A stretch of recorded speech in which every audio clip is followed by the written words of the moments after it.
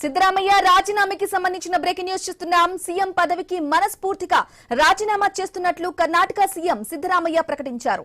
తనకు ఎలాంటి బాధ లేదని హైకమాండ్ సీఎం పదవికి రాజీనామా చేయమని కోరిందని సిద్ధరామయ్య వెల్లడించారు. ప్రజల సహకారానికి కృతజ్ఞతలు తెలిపారాయన. ఇక ఈ మేరకు మంత్రులు ఎమ్మెల్యేలకు ఇచ్చిన బ్రేక్ఫాస్ట్ మీటింగ్ లో తన నిర్ణయాన్ని తెలిపారు. మధ్యాహ్నం రాజీనామా లేఖను గవర్నర్ కు అందజేయనున్నట్లుగా తెలుస్తోంది. అయితే ఇప్పటికే గవర్నర్ అపాయింట్మెంట్ ను కోరారు. ముంబై, ఇండోర్, ఉజ్జయిని పర్యటనకు గవర్నర్ వెళ్లారని తెలుస్తోంది.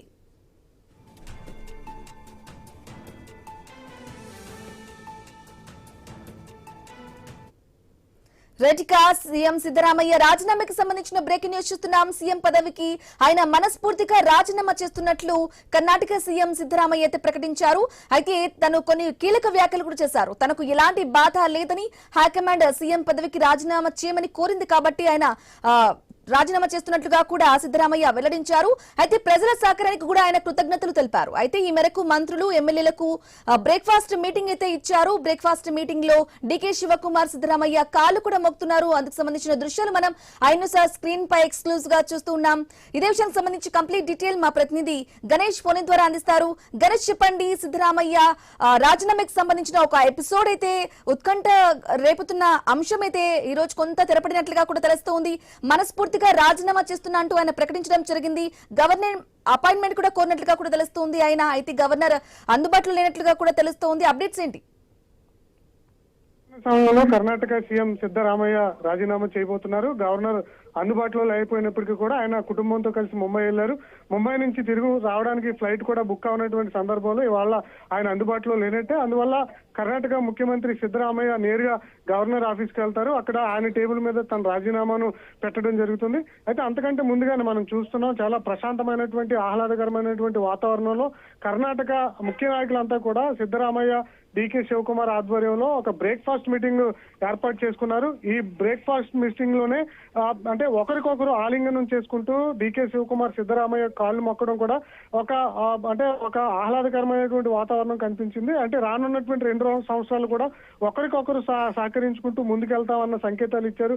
వాస్తవంగా డీకే శివకుమార్ తో పాటు సిద్ధరామయ్య ఇద్దరు కూడా ఒకరు నీరు, ఒకరు అంటే నిప్పులా ఉంటారు. ఇద్దరికి కూడా 2 వర్గాలు ఉన్నాయి. ఒకరికొకరు పడినటువంటి రాజకీయ సిద్ధాంతాలు ఉన్నాయి. అయినప్పటికీ కూడా అంటే వీరిద్దరిని కలపడంలో కాంగ్రెస్ పార్టీ యొక్క అధిష్టానం సక్సెస్ అయింది. ముఖ్యంగా ఖర్గే కావచ్చు, రాహుల్ గాంధీ కావచ్చు, వీరి అంటే పవర్ షేరింగ్ విషయంలో ఇద్దరిని కూడా సక్సెస్ఫుల్ గా ఒప్పించగలిగారు.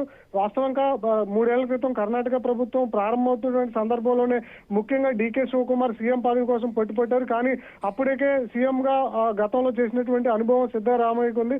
అందువల్ల సిద్ధరామయ్యకు కూడా అంత కేడర్ బలంగా ఉండడంతో ఆయనకు మళ్ళీ ఉన్నటువంటి ఎక్స్పీరియన్స్ తో సీఎం పదవి అప్పుడు అప్పచెప్పారు. కానీ అది కేవలం 2.5 ఏళ్ల పవర్ షేరింగే.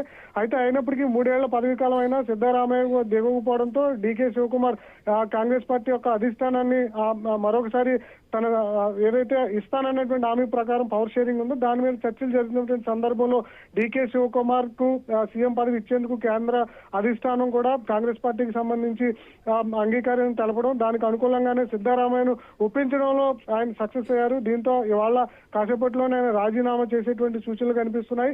ఆదివారం లేదా వచ్చే వారంలో డీకే శివకుమార్ ముఖ్యమంత్రి ప్రమాణ స్వీకారం చేస్తారు. ఆ తర్వాత మంత్రివర్గ మార్పులు ఉంటాయి. అందులోనే తన కేడర్ కి సంబంధించి కొన్ని మంత్రి స్థానాలను సిద్ధరామయ్య కోరుతున్నారు. అది కూడా ఇచ్చేందుకు కాంగ్రెస్ అధిష్టానం, కేంద్ర అధిష్టానం సుముఖతంగా ఉంది. డిప్యూటీ సీఎం కూడా సిద్ధరామయ్య కుమారుకి ఇచ్చే విధంగా కూడా మంత్రాలు జరుగుతున్నాయి.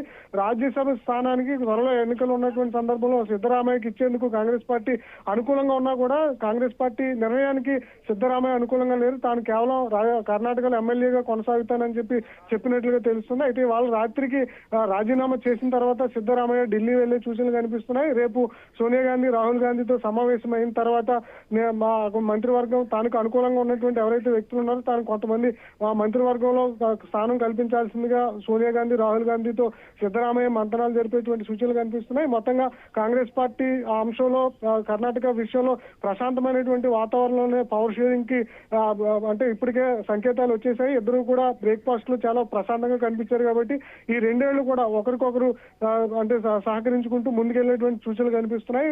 2 ఏళ్ల తర్వాత మళ్ళీ ఎన్నికలు ఉంటాయి కాబట్టి ఆ ఎన్నికల్లో మళ్ళీ బీజేపీ అదేవిధంగా కర్ణాటకలో ఉన్నటువంటి జేడీఎస్ ఇలాంటి పార్టీలతో కూడా పోటీ పడాల్సి ఉంటుంది. అందువల్ల తిరిగి మళ్ళీ కాంగ్రెస్ పార్టీని అధికారంలో తీసుకురావాలంటే ఖచ్చితంగా సిద్ధరామయ్య, డీకే శివకుమార్ ఇరు వర్గాలు కూడా సమన్వయంతో ముందుకెళ్లాలి. కాబట్టి కాంగ్రెస్ పార్టీ ఇద్దరు వర్గాలను కూడా సమన్వయంలో సక్సెస్ అయింది. ఇప్పటికే సిద్ధరామయ్య రాజీనామా కాసేపట్లో సమర్పించే సూచనలు కనిపిస్తాయి. తర్వాత సీఎం గా డీకే శివకుమార్ కూడా ప్రమాణ స్వీకారానికి సన్నాహాలు జరుగుతున్న సంకేతాలు కనిపిస్తున్నాయి. Right Ganesh, thank you for the updates.